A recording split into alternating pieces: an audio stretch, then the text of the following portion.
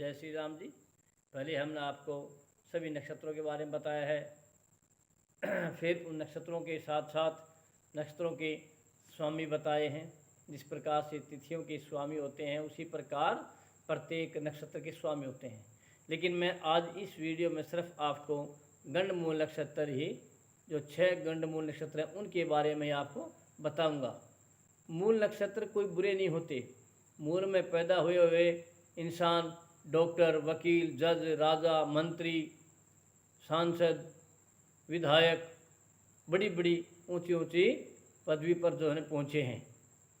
कई लोग मूलों का नाम सुन करके और ये तो मूल नक्षत्र में हो गया, मूल नक्षत्र का नाम सुनते ही डर जाते हैं। डरने की कोई बात नहीं होती है। मूल शुभ होते हैं, लेकिन कुछ कुछ उनके चरण होते हैं वो जहाँ कष्टकारक होते हैं। कोई माता के लिए, कोई नाना के लिए, कोई पिता के लिए, खुद के लिए। क्योंकि एक नक्षत्र के 4 चरण होते हैं। उन चारों चरणों में किस चरण में बच्चे का जन्म हुआ है वो किसके ऊपर क्या प्रभाव डालता है वो मैं आपको बताऊंगा। और उसका डरने की कोई बात नहीं है, उसके उपाय हैं। मूल शांत करवाएं। आपके नज़दीक आपका कोई पंडित है उससे सलाह लें। उसकी जो है गंडमूल नक्षत्र की शांति होती है। इसमें 27 कुओं का पानी होता है, 27 पेड़ों के पत्ते होते हैं, 27 गांव की मिट्टी होती है, गौशाला की मिट्टी होती है, हाथी के ठान की होती है, घोड़े के ठान की होती है, कोर्ट कचहरी की मिट्टी होती है। आपके जो नज़दीक पंडित जी हैं, विद्वान लोग हैं, वो आप बता देंगे। कोई घबराने की बात नहीं है। मूलों से, नक्षत्र से मूल की पूजा कराएं, शांत होते हैं। ठीक है।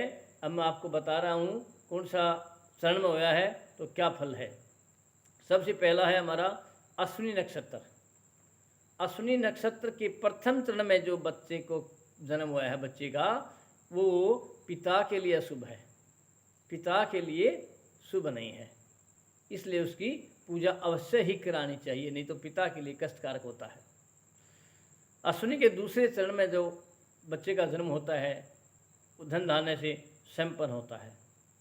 और तीसरे चरण में जिसका जन्म होता है वो भी उच्च कोटि तक पहुंचता है, यहाँ तक कि मंत्री तक बन सकता है।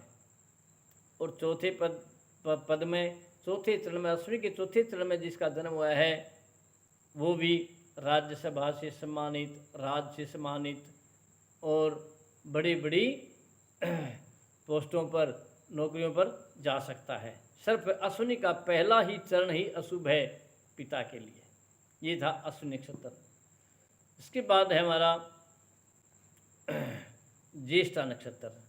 ज्येष्ठा नक्षत्र में जिसका जन्म हुआ है उनके बारे में सुनना।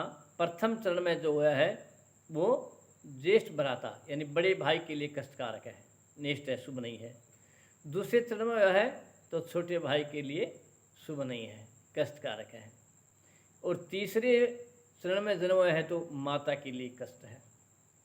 और चौथे चरण में हुआ है तो स्वयं के लिए कष्ट है। ज्येष्ठा नक्षत्र में चारों ही चरणों में यदि जन्म हुआ है तो कष्टकारक है। इसका भी तुरंत उपाय करवाना चाहिए। उपाय का मतलब मूल शांत करवा लेने चाहिए, नहीं तो इनका प्रभाव अवश्य पड़ता है। क्योंकि ये शास्त्र है, ज्योतिष है, मैंने खुद नहीं बनाया है, ये कभी से शुरू से चला आ रहा है। ज्योतिष के ऊपर ही सब कुछ निर्भर करता है। तिथि है, वार है, नक्षत्र है, कर्ण है, मुहूर्त आदि, इन सब इनसे तो बनकर के पंचांग बनता है। इसके बाद आता है जी हमारा अश्लेखा नक्षत्र।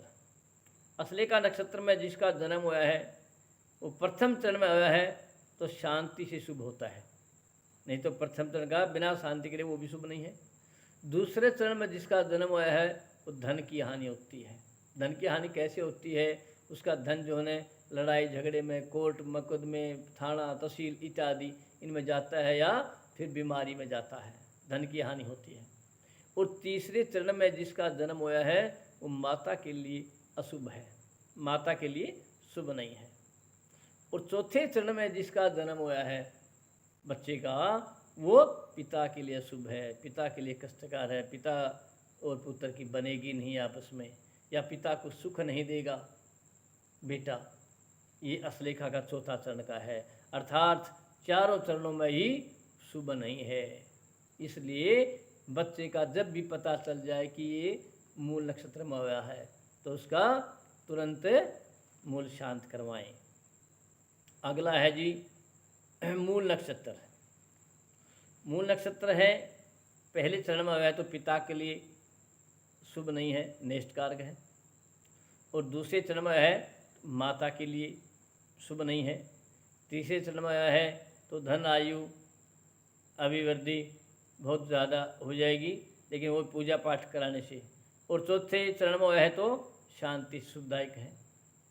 ये प्रॉपर मूल नक्षत्र का है। जो चौथे में चरण में है तो शांति शुभ करानी है, इसलिए इसका भी मूल शांत, कोई सा भी मूल हो, गंडमूल हो, शांति अवश्य करानी चाहिए। फिर है जी मघा। मघा में पहले चरण में होया है तो माता के लिए शुभ नहीं है, दूसरे में होया है तो पिता के लिए शुभ नहीं है, तीसरे में सुख समृद्धि और चौथे में धन आयु सुख समृद्धि है। इसके बाद हमारा बच गया रेवती। रेवती नक्षत्र में पहले चरण में जिसका जन्म हुआ है तो राजकार्य में रथ, यानी सरकारी नौकरी मिल जाती है, राजकार्य में उसका हिस्सा हो जाता है। और दूसरे में मंत्री तक पहुंच सकता है। यदि रेवती के दूसरे चरण में आया है तो मंत्री तक, नहीं तो बड़ी पोस्ट पर नौकरी अवश्य है। और तीसरे में धन धान्य से संपन्न होता है। चौथे चरण में होता है तो कष्ट साध्य जीवन है। कष्ट साध्य यानी कभी सुख कभी दुख, कभी सुख कभी दुख, कभी सुख, सब बड़ा काफ़ी संघर्ष करना पड़ता है। ये हमारे आज के वीडियो में 6 गंडमूल नक्षत्र हैं। इनसे कभी भी किसी इंसान ने घबराना नहीं चाहिए, अकमूलम हो गया नहीं।